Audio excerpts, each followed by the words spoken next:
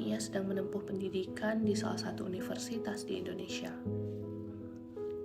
Seperti kebanyakan mahasiswa, harinya dimulai dari kamar kos yang sederhana dan pagi yang tampak biasa saja. Ia menghabiskan sarapannya perlahan. Kadang merawat diri dimulai dari hal-hal paling dasar. Osa berdandan ringan sambil duduk di tepi kasur.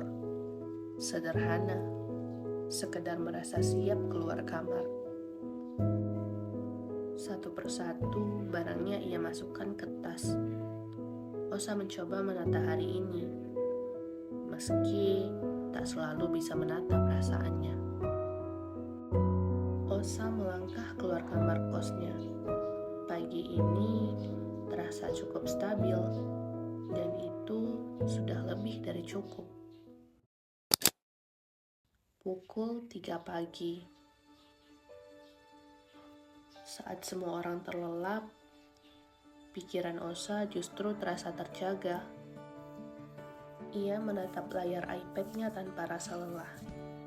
Jarinya bergerak cepat. Matanya berbinar. Seakan energi datang tanpa batas. Tidur pun terasa seperti hal terakhir yang ia butuhkan.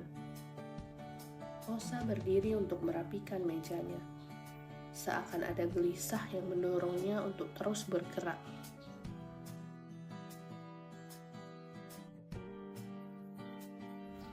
Osa mencari seseorang untuk membagi riuh di kepalanya. Siapapun. Halo, Nat. Halo. Selama ia tak sendirian dengan pikirannya malam ini. Lagi ngapain?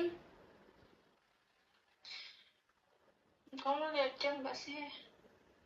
Iya, lihat. Kenapa emangnya? Ini tuh masih jam baru hampir mau jam 3 pagi loh. Ya gimana? Tapi ya, Nat, aku tuh lagi semangat banget hari ini rasanya. Kayak pengen kemana gitu. Orang masih tidur loh. Iya, aku tahu, Nat. Tapi yang penting kita kayak gimana kalau kita jogging? Seru gak sih kalau jogging? Karena masih sepi. Ya gak sih? Gimana? Tidur dulu deh kamu. Jogging aja, aku kesana ya. Jemput Oke kamu. deh. Loh, Bukan 1 jam, bukan 1 malam. Ini berlangsung jauh lebih lama.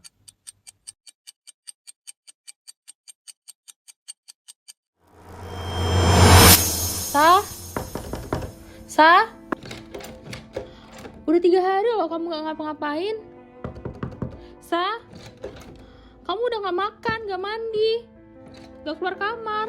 Di balik pintu yang terkunci, ketukan itu kembali terdengar dan tetap tidak ada jawaban dari Osa.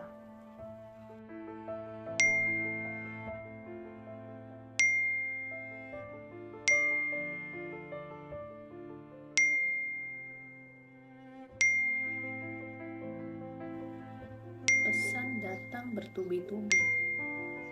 Osa menatapnya, tapi ia tetap diam.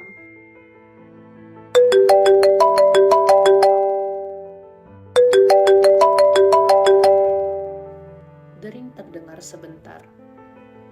Tetap saja, tak ada jawaban dari Osa.